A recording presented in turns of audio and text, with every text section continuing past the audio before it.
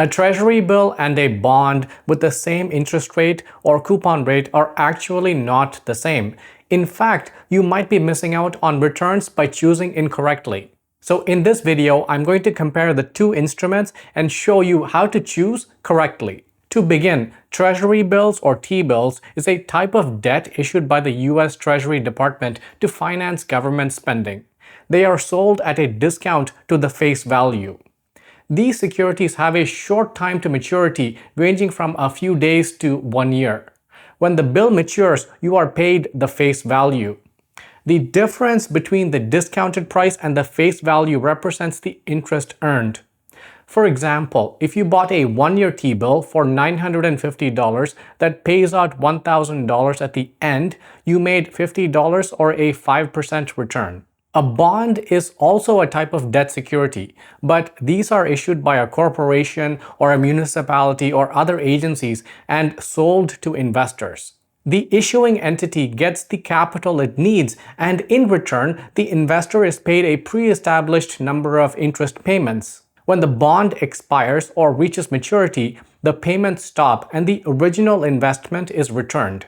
For example, if you bought a 1-year corporate bond for $1,000 that paid 5% interest semi-annually, you would receive 2 payments of $25 during the year. At the end of 1 year, you will get back that $1,000 invested originally. Compared to T-bills, bonds have 2 key differences. The first difference is that bonds have ratings, which determines its risk level from low risk to high risk. And the second key difference is that bonds may also be actively traded in the secondary market. The value of bonds are impacted by these 2 differences. A few examples should help illustrate this point. The first example is a corporate bond issued by Chorus Entertainment. It has a 6% coupon, which means it pays $6 every year for $100 of the bond at the time of issuance. But the bond is now trading at $66. If you bought it today for $66, you will still get the coupon payments of $6 every single year till maturity. And when the bond does mature, you will receive the original principal of $100. This is why the effective yield is 14.4%, which is way more than anything that you could get in the equity markets at the moment. However, there is a catch. One of the reasons for the $66 price is the bond rating, which is a BB. This rating classifies a bond as junk or high risk, and this is corroborated by news articles that paint a rather painful future for the company. Investors in the secondary market factored this risk, which resulted in the $66 price. Now, if you can stomach this sort of risk, there's not much that can beat a 14% return in this market. Another example is a corporate bond issued by Brookfield Properties. It has a 3.93% coupon, which means it pays $3.93 for $100 of the bond at time of issuance. The bond is now trading at $91 with a BBB rating. This rating classifies the bond as investment grade with a medium risk. To evaluate the current value of this bond, the key question is, why should you buy this bond when there are T-bills that offer almost 5% return at effectively zero risk? Investors in the secondary market took this view and the medium risk nature of the bond into consideration when making their bids, which then valued the bond at $91. This translates to an effective yield of 7.17%. From these 2 examples, we can observe that most corporate bonds trade below their par value, and par value is the initial issuance amount. The exceptions tend to be bonds issued by government entities like cities and municipalities, as they are considered less risky.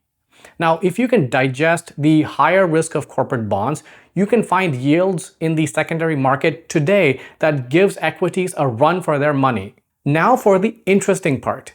If you buy either of these instruments in a Roth IRA, the interest and coupon payments are completely sheltered from tax.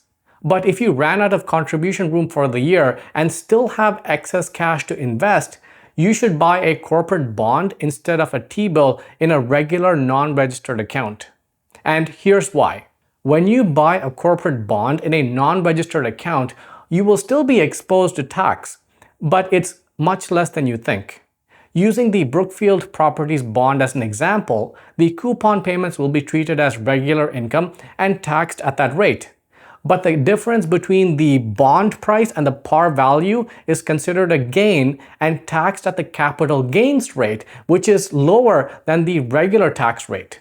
In practical terms, if you can find a corporate bond with, let's say, a 1% coupon that expires in 1 year and is selling well below par value, most of the tax that you are exposed to will be of the capital gains variety. The key takeaway is that this works well when you are trying to decide between a T-bill and a bond with similar maturities.